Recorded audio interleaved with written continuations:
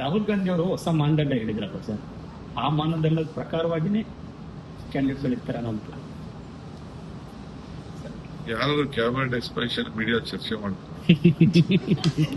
ಯಾವ್ದಾದ್ರು ಮುಖ್ಯಮಂತ್ರಿ ಚರ್ಚೆ ಮಾಡಿದಾರ? ಅಲ್ಲ, ನೀವು ಹೆಸರು ಹೇಳ್ಬೇಡಿ ಸರ್, ನಿಮ್ಗೆ ಹೆಸರು ಹೇಳಿ ಅಂತ ಕೇಳ್ತಿಲ್ಲ.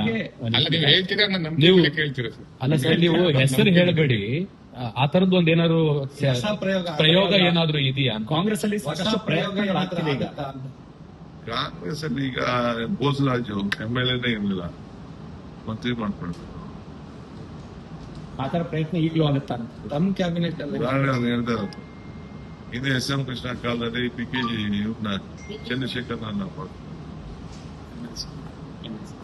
ಈಗ ನಿಮ್ ಮೀಡಿಯಾವನ್ನು ನಾವು ಈಗ MLC ಮಾಡ್ಕೊಳ್ತೇವೆ.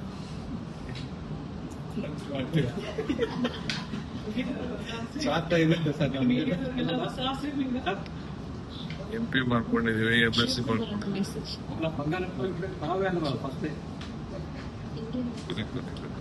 ಆ ರೀತಿಯಾದಂತ ಒಂದು ಸರ್ಪ್ರೈಸ್ ಇರುತ್ತೆ ಅಂತ ಕೇಳಿ. ಕಾಂಗ್ರೆಸ್ ಪಾರ್ಟಿಗೆ ಒಳ್ಳೇದಾದ್ರೆ ಏನ್ ಬೇಕಾದ್ರೆ ಮಾಡ್ಬೇಕಾಗ್ತದೆ, ತ್ಯಾಗ ಮಾಡ್ಬೇಕು. ಸೂತ್ರಗಳು ಅಂದ್ರೆ ಸರ್, ಈಗ ಈ 20 ಬಾಕಿ ಉಳಿದಿದಾವಲ್ಲ, 20 ಫಿಲ್ ಮಾಡ್ತೀರಾ ಅದರಲ್ಲಿ ಏನಾದ್ರು ಬಾಕಿ ಒಂದೇ ಹಂತದಲ್ಲಿ ಗೊತ್ತಿಲ್ಲ. ನನ್ನ ಪ್ರಕಾರ ನಾನೆಲ್ಲ ಫಿಲ್ ಮಾಡ್ಬೇಕು ಅಂತ ನನ್ಗೆ ಆಸೆ. ಯಾವ್ದು ಖಾಲಿ ಇಟ್ಕೊಳ್ಳೋದು ನಂಗೆ ಅರ್ಥ ಇಲ್ಲ. ಅವ್ರನ್ನು ಫಿಲ್ ಮಾಡಬೇಕು, 2 ಚೀಫ್ ಫಿಲ್ ಮಾಡಬೇಕು, 2 ಕೌನ್ಸಿಲ್ ಚೇರ್ಮನ್ ಮಾಡಬೇಕು, 2 council chairman, 1 council chairman, 1 speaker, council deputy chairman, ಎಲ್ಲ ಪೋಸ್ಟ್ಗಳಿದೆ. ಎಲ್ಲ ಫಿಲ್ಅಪ್ ಮಾಡಬೇಕು. ಕೌನ್ಸಿಲ್ ಚೇರ್ಮನ್ ನಾನು ಮಾತಾಡ್ತೀನಿ, ಯಾಕೆಂದ್ರೆ ಯಾರೇ ನಾವು ಚೇರ್ಮನ್ ಯಾರು ಮಾಡಿಸ್ಬೇಕು ಅಂತ ಅದು ಕೂಡ ಚರ್ಚೆ ನಡೀತಾ ಇದೆ. ಅವ್ರನ್ನ ಗೌರವದಿಂದ ನೋಡ್ಕೋಬೇಕು, ಅದನ್ನ ಇಟ್ಕೊಂಡು ಅದು ಹೋರಾಟದ ಸ್ವರೂಪ ನೋಡಿದ್ದೀರಿ. ರಾಹುಲ್ ಗಾಂಧಿ ಮಕ್ಕಳಿಗೋಸ್ಕರ ಯಾವ ರೀತಿ ಮುಂದಾಳತ್ವ ವಹಿಸಿಕೊಂಡಿದ್ದಾರೆ, ವಿದ್ಯಾರ್ಥಿಗಳಿಗೋಸ್ಕರ ಯಾವ ರೀತಿ ಮುಂದಾಳತ್ವ ವಹಿಸಿಕೊಂಡಿದ್ದಾರೆ, ಯುವಕರಿಗೋಸ್ಕರ ಯಾವ ರೀತಿ ಮುಂದಾಳತ್ವ ವಹಿಸಿಕೊಂಡಿದ್ದಾರೆ. ಸ್ವಂತ ಪ್ರಿಯಾಂಕಾ ಗಾಂಧಿಯವರೇ ಅವರ ಸಾಧನೆ, ಅವರ ಕೂಗು, ಅವರ ಹೋರಾಟ ಇವೆಲ್ಲ ಗಮನಿಸಿದೆ. ಇದೇ ಈ ದೇಶದಲ್ಲಿ ಗಾಂಧಿ ಕುಟುಂಬದ ಒಂದು ದೊಡ್ಡ ಆಸ್ತಿ, ಒಂದು ಹೋರಾಟದ ಸ್ವರೂಪ. ಸೊ ಇವತ್ತು ಏನು ನಮ್ಮ ಎಲ್ಲ ಸಂಸತ್ ಸದಸ್ಯರನ್ನ ರಾಹುಲ್ ಗಾಂಧಿ ಅವ್ರನ್ನ, ಪ್ರಿಯಾಂಕಾ ಗಾಂಧಿ ಅವ್ರನ್ನ ನಡೆಸಿದ ರೀತಿ ಇದೆಯಲ್ಲ, ಇದು ಕರ್ನಾಟಕ ರಾಜ್ಯದಲ್ಲ, ಇಡೀ ದೇಶ ಇದನ್ನ ಖಂಡಿಸ್ತದೆ. ಇದು ಸರಿ ಇಲ್ಲ. ನಿನ್ನೆ ವಿದ್ಯಾರ್ಥಿಗಳ ಮೇಲೆ ಏನು, ನಮ್ಮ ಮಕ್ಕಳ ಮೇಲೆ, ಈ ದೇಶದ ಭವಿಷ್ಯದ ಮೇಲೆ ಏನು ಇದು ಪೊಲೀಸ್ ಲಾಠಿ ಇಟ್ಬಿದ್ದು ಎಲ್ಲ ಇವತ್ತು ಹಾಸ್ಪಿಟಲ್ ಇದ್ದಾರೆ. ಅವ್ರಿಗೆ ಯಾವ ರೀತಿ ನೋಡ್ಸುತ್ತೆ, ನೀವೆಲ್ಲ ಎಲ್ಲ ಮಾಧ್ಯಮದವ್ರನ್ನು ಬಂದ್ ಮಾಡ್ಬಿಟ್ಟಿವಿ. ಮಾಧ್ಯಮದವ್ರಿಗೆ ವಿಜುವಲ್ಸೇ ಸಿಗ್ತಿಲ್ಲ. ಆದ್ರೆ ಕೆಲವರೆಲ್ಲ ನೋಡ್ಕೊಂಡಿದ್ದು ಅಂತಂದ್ರೆ ಯಾರು ರೆಕಾರ್ಡ್ ಮಾಡಿ ಕಳಿಸಿದ್ರು, ಅದು ಎಲ್ಲ ಕೂಡ ನೀವು ಮಾಧ್ಯಮದವರು ತೆಗೆದುಕೊಂಡು ಇವತ್ತು ನೀವೆಲ್ಲ ತೋರಿಸಿದ್ದೀವಿ. ಇನ್ನ ಬೇಕಾದಷ್ಟು ದಾಖಲೆಗಳು ಬರ್ಬೋದು. ಸೊ ಅವ್ರನ್ನ ಯಾವ ದನಗಳಿಗೂ ಕೂಡ ಆ ರೀತಿ ಯಾರು ಹೊಡೆಯೋದಿಲ್ಲ, ಪ್ರಾಣಿಗಳು ಕೂಡ ಯಾರು ಹೊಡೆಯೋದಿಲ್ಲ.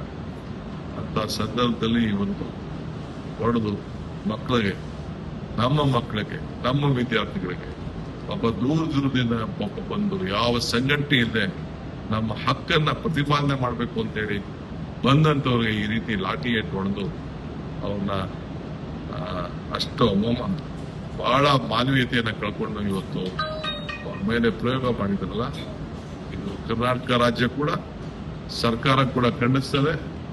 ಭಾರತೀಯ ರಾಷ್ಟ್ರೀಯ ಕಾಂಗ್ರೆಸ್ ಪಕ್ಷ ಕೂಡ ಖಂಡಿಸಿ ಅವರ ಪರವಾಗಿ ನಿಂತ್ಕೊಳ್ತದೆ ಅನ್ನೋ ಮಾತನ್ನ ಈ ಸಂದರ್ಭದಲ್ಲಿ ಹೇಳಲಿಕ್ಕೆ ನಾನು ಬಯಸ್ತೇನೆ. ಇವತ್ತು ರಾಹುಲ್ ಗಾಂಧಿ ಅವ್ರನ್ನ ಮತ್ತು ಪ್ರಿಯಾಂಕಾ ಗಾಂಧಿ ಅವ್ರನ್ನ ಮತ್ತೆಲ್ಲ ನಮ್ಮ ಸುಮಾರು 100 ಜನ ಸಂಸತ್ ಸದಸ್ಯರನ್ನ ಇವತ್ತು ಬಂಧಿಸಿ ಅರೆಸ್ಟ್ ಮಾಡ್ಕೊಂಡು ಹೋಗಿದ್ದಾರೆ.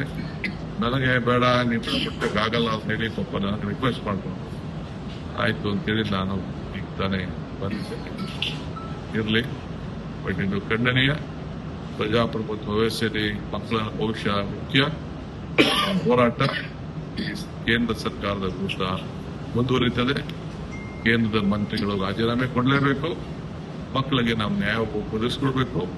ಪಾರ್ಲಿಮೆಂಟ್ ಅಲ್ಲಿ ಈ ವಿಚಾರ ಚರ್ಚೆ ಆಗಲೇಬೇಕು ಅಂತ ಹೇಳಿ ನಾನು ಒತ್ತಾಯವನ್ನು ಮಾಡ್ತೇನೆ. ನಾವು ಹೋರಾಟ ಮಾಡಿಲ್ಲ ಅಂದ್ರೆ ನಮ್ಮ ವಿಚಾರಗಳು ತಲುಪಲಿಲ್ಲ. ನಾವು ಹೋರಾಟಕ್ಕೆ ನಾವು ಶಕ್ತಿ ತುಂಬಬೇಕಾಗ್ತದೆ. ಅಲ್ಲಿ ಕೇಂದ್ರ ಮಂತ್ರಿ ಕೂಡ ಬಂದಿದ್ರು, ಅವರು ಕೂಡ ಹೇಳಿದ್ರು ಇಲ್ಲ ಬಿಡಿ ಅಂತ. ನಾವು ಎರಡೇ ಪ್ರಶ್ನೆ, ನಮ್ ಚರ್ಚೆಗೆ ನಾಳೆ ಅವಕಾಶ ಕೊಡಿ, ರಾಜೀನಾಮೆ ಕೊಡಿಸಿ ಅಷ್ಟೇ, ನಮ್ಗೆ ಬೇರೆ ಇನ್ನೇನಿಲ್ಲ ಅಂತೇಳಿ ನಮ್ಮ ನಾಯಕರು ರಾಹುಲ್ ಗಾಂಧಿ ಅವರು ತಿಳಿಸಿದ್ರು. ಅವರು ತೀರ್ಮಾನವನ್ನು ಮಾಡಕ್ಕಾಗಲಿಲ್ಲ. ನಮ್ಮ ಪ್ರತಿಭಟನೆ ನಡೀತಾ ಇತ್ತು. ಅಸಭ್ಯ ರೀತಿಯಲ್ಲಿ ಇವೆಲ್ಲ ಮಾಧ್ಯಮದವರೆಲ್ಲ ತೋರಿಸ್ತಾ ಇದ್ವಿ. ರಾಹುಲ್ ಗಾಂಧಿ ಅವ್ರನ್ನ ಯಾವ ರೀತಿ ಒಬ್ಬ ವಿರೋಧ ಪಕ್ಷದ ನಾಯಕ, ಇದು ವಿರೋಧ ಪಕ್ಷ ಅಂತ ಅಂದ್ರೆ 240ಕ್ಕೂ ಹೆಚ್ಚು ಸಂಸತ್ತಿರಂತ ಸದಸ್ಯರಂತ ವಿರೋಧ ಪಕ್ಷ, ಅದರ ನಾಯಕರು ಅವ್ರಿಗೆ ಯಾವ ರೀತಿ ಮತ್ತು ಬೇರೆ ಬೇರೆ ನಾವೆಲ್ಲ MPಸ್ನೆಲ್ಲ ಫಸ್ಟ್ ಕಾರ್ನರ್ ಮಾಡಿ ಎಲ್ಲರನ್ನೂ ಕೂಡ ತೆಗೆದ್ಬಿಟ್ಟು ಯಾರು ಒಳಗಡೆ ಬರಕ್ ಬಿಡ್ಲಿಲ್ಲ. 5-6 ಕಡೆ ಎಲ್ಲ ಬ್ಲಾಕ್ ಮಾಡಿ ನಾವು ಯಾವಾಗ ಫಸ್ಟ್ ಖರ್ಗೆ ಮನೆಯಿಂದ ಸಾಹೇಬ್ ಮನೆಯಿಂದ ಹೋದ್ರು ಅವ್ರು ಮಾತ್ರ ಅಲ್ಲಿ ಹೋಗ್ಲಿಕ್ಕೆ ಆಯ್ತು. ಬೇರೆ ಯಾರು ಕೂಡ ಅಲ್ಲಿ ಬರ್ಲಿಕ್ಕೆ ಕೂಡ ಬಿಡ್ಲಿಲ್ಲ. ರೌಂಡ್ ಅಪ್ ಮಾಡೋದು ಇರ್ಲಿ, ಅವ್ರೇನಾದ್ರು ಮಾಡ್ಬೇಕು. ಆದ್ರೆ ನಮ್ಮ ಪ್ರತಿಭಟನೆ ಮಾಡ್ತಿದ್ದಂಗೆನೆ ಬಹಳ ಅಸಭ್ಯವಾಗಿ ನಡ್ಕೊಂಡು, ವಿಶೇಷವಾಗಿ ನಮ್ಮ ಹೆಣ್ಮಕ್ಳ ಸಂಸತ್ ಸದಸ್ಯರನ್ನ ಅವರು ಎಳ್ದಾಡಿ ಬಲಾತ್ಕಾರದಿಂದ ಅವ್ರ ಮೈಲೆಲ್ಲ ಕೈ ಹಾಕಿ, ತಿರ್ಗಾ ಹೆಣ್ಮಕ್ಳು ಪೊಲೀಸ್ನ ಕರ್ಕೊಂಡು ಬಂದು ಒತ್ಕೊಂಡು ಹೋಗಿ ಬಸ್ಗೆ ಹಾಕಿ ಅರೆಸ್ಟ್ ಮಾಡಿ ಇವೆಲ್ಲ ಕೂಡ ನಡೆಸಿ ಕೊನೆಗೆ ನಮ್ಮ ರಾಹುಲ್ ಗಾಂಧಿ ಅವ್ರನ್ನ ಮತ್ತು ಪ್ರಿಯಾಂಕಾ ಗಾಂಧಿ ಕೂಡ ಅರೆಸ್ಟ್ ಮಾಡಿ ನಾವು ಇವತ್ತು ಬಹಳ ಖಂಡನೀಯ ಅಂತ ಒಂದು ವಿಚಾರ. ಇಡೀ ಭಾರತದ ಯುವಕರ ಬದುಕಿನ ಪ್ರಶ್ನೆ. ಯುವಕರು, ವಿದ್ಯಾರ್ಥಿಗಳು, ತಂದೆ ತಾಯಿಂದಿರು ಎಲ್ಲರಿಗೂ ಕೂಡ ಇದು ವಿಚಾರ. ಈ ನಿಮ್ಮ ಆಸೆ ಏನು? ನಿಮ್ಮ ಮಕ್ಕಳು ತಾನೇ ಭವಿಷ್ಯ, ನಿಮ್ಮ ಮಕ್ಕಳು ಭವಿಷ್ಯ ತಾನೇ ನೀವು ಯೋಚನೆ ಮಾಡೋದು. ಸರ್ ಲಾಸ್ಟ್ 25ಕ್ಕೂ ಏನೋ ನಾನು ಮೆಡಿಕಲ್ ಕಾಲೇಜ್ ಒಂದು ಯಾವುದೋ ಇನಾಗ್ರೇಷನ್ ಕೊಟ್ಟಿದ್ದೆ. ಪ್ರೈಮ್ ಮಿನಿಸ್ಟರ್ 1ನೇ ತಾರೀಕು ಬೇರೆ ಬರ್ತಾ ಇದ್ದಾರೆ ಮೈಸೂರಿಗೆ. ನಾನು 6ನೇ ತಾರೀಕು ಡೇಟ್ ಕೊಟ್ಟಿದ್ದೆ.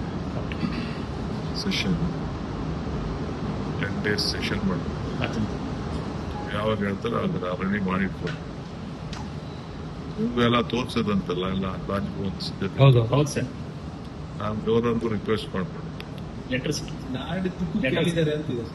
ಗುರುವಾರ ಸಂಜೆಗೂ ಕೇಳಿದ್ದಾರೆ.